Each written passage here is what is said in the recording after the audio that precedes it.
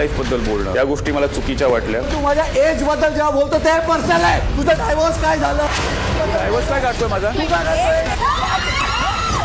Colours Marathi वाहिनीवरील big boss मराठीचं 6वं पर्व ग्रँड फिनालेच्या दिशेने जात असून घरातील वातावरण दिवसेंदिवस तापताना पाहायला मिळत आहे. तिकीट टू फिनालेसाठी स्पर्धकांमध्ये चुरस वाढली असून 12व्या आठवड्याच्या नॉमिनेशन टास्कमध्ये मोठा राडा झाला आहे. घरातील प्रत्येक सदस्याचा फोटो टेलिव्हिजनवर दाखवण्यात येतो आणि घरातील सदस्यांना एका सदस्याचा टीव्ही फोडून त्याला ग्रँड फिनालेमध्ये जाण्यापासून रोखायचं आहे. या टास्क दरम्यान राकेश बापटने विशाल कोटी यांना नॉमिनेट करत त्याचा टीव्ही फोडला. या प्रसंगी राकेश म्हणाला की पर्सनल लाईफबद्दल बोलणं मला चुकीचं वाटलं. राकेशच्या निर्णयानंतर विशाल चांगलाच संतापतो आणि म्हणतो की तू माझ्या एजबद्दल बोलतोस, ते पर्सनल नाही आहे का? तुझा डिवोर्स काय झाला? या वक्तव्यामुळे वाद अधिकच चिघळत जातो आणि दोघांमध्ये शाब्दिक चकमक होऊन राकेश व विशाल एकमेकांच्या अंगावर धावून जातात. पहा नेमकं काय घडलंय. ज्यांचा टीव्ही फुटणार त्यांचं फिनालेला जायचं स्वप्न तुटणार. माझं नाव आहे विशाल. पर्सनल लाईफ बद्दल बोलणं या गोष्टी मला चुकीच्या वाटल्या. तू माझ्या एज बद्दल जेव्हा बोलतो ते पर्सनल आहे. तुझं डायव्होर्स काय झालं? डायव्हर्स काय काढतोय माझा? राकेश विशाल लांब व्हा. हा प्रोमो पाहून नेटकऱ्यांनी विविध कमेंट्स केल्या आहेत. RB rock all shock. Rakesh बापटने जे केलं ते करेक्ट आहे. राकेश, दीपाली आणि तन्वी बसून विशालची बाहेरची लाईफ डिस्कस करत होते, ते पर्सनलच होतं. राकेश बापट फायर. पर्सनल गोष्टी उगाच का काढता? गेम आहे ना, गेमशी रिलेटेड बोला ना. राकेश बापट नेहमीच शांत राहून खेळत असतात, पण जेव्हा त्यांना बोलण्यासारखा किंवा गेम पालटवण्यासारखा पॉईंट मिळतो तेव्हा ते निर्भीडपणे आपलं मत मांडतात. RB is always rock. Rakesh Bapat एकच धरून बसतो, मग विशाल पण ऐकत नसतो.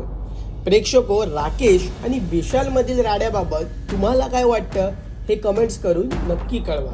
आपल्याकडे लोक कमी आहेत. नको आता कॅप्टनशिपचं जे काही रूल्स आहेत ते ब्रेक करावं लागणार आहेत आपल्याला, कारण की कॅप्टन स्वइच्छेने करू शकतो. आम्ही स्वइच्छेने करू शकतो, पण तुमच्या सांगण्यावर मी नाही करू शकत. कर, मला जेव्हा वाटणार तेव्हा मी काम तेव्हा कर, करणार. असं नसतं तन्वी. जेव्हा गरज पडेल तेव्हा मी उतरेन स्वतः मैदानात, तोपर्यंत मी नाही उतरणार आहे. आता कोणी केलंच नाही तर उतरावं लागेल ना. मग कोणी करणारच नाही, मग सारखं कॅप्टन येऊन करत राहील का? थोडंसं करायचं, शेअर करायचं, ते मी बघेल. दरम्यान पुरुषांना घडणार अद्दल आणि वॅक्सिनने उडाली धांदल असं म्हणत आणि वॅक्सिनमुळे बिग बॉस मराठीच्या घरातील मुलांना कळणार बाईपणाचे कष्ट असं कॅप्शन देत कलर्स मराठी वाहिनीने नवीन प्रोमो शेअर केला आहे. पुरुषांना घडणार अद्दल, वॅक्सिनने उडाली धांदल. आत्मा बाहर निकल गई. हे जे मुली करतात त्यांना साष्टांग नमस्कार. आज रात्री 8 वाजता कलर्स मराठी आणि जिओ हॉटस्टार वर. हा प्रोमो पाहून प्रेक्षकांनी विविध कमेंट्स करत लिहिलंय की बिग बॉस मराठीच्या घरातील सगळ्याच मुलींना आज कमालीचं सॅटिस्फॅक्शन मिळणार आहे. त्या टोळी ग्रुपचा वॅक्सिन पूर्ण काढून टाका. Only Rakesh Bapat. Over acting सगळे. आपण सगळं मजाक मध्ये करायला गेलो आणि ते काय खरंच झालं. हे कुठलं रूप आहे माझं? पण चांगलं आहे ना हे रूप, पण तुला कळालं ना. राकेश बापट आतमध्ये होतं कुठं तरी, पण असं इथं येऊन माझं वेड पण बाहेर आलं. तरी येऊ दे, डझंट मॅटर. माझ्या दर्शकांना तेही दिसू दे की फक्त राखी राडा करायला नाहीये, ती रोमॅन्स करायला पण आहे. कॅरेक्टर आहे. मला आज एक कळलंय, मी आता अॅनालाइज केलं की राकेश तुला का नाही पटत आहे. का? तुझ्या घरची पहिली मैत्रीण कोण आहे? प्राजक्ता. हो. बाहेर.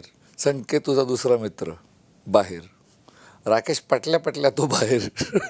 राकेश जर पटला तो बाहेर. तर तो बाहेर. मग आता तू ठरव पटवायचं की नाही पटवायचं. ते मी जेव्हा जे बोलते मी ते कुठं करते.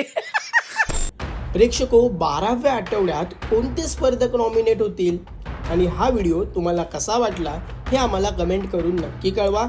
आणि मनोरंजन क्षेत्रातील महत्त्वाच्या घडामोडी जाणून घेण्यासाठी लोकमत फिल्मीला सबस्क्राईब करायला विसरू नका. पाहत रहा लोकमत फिल्मी.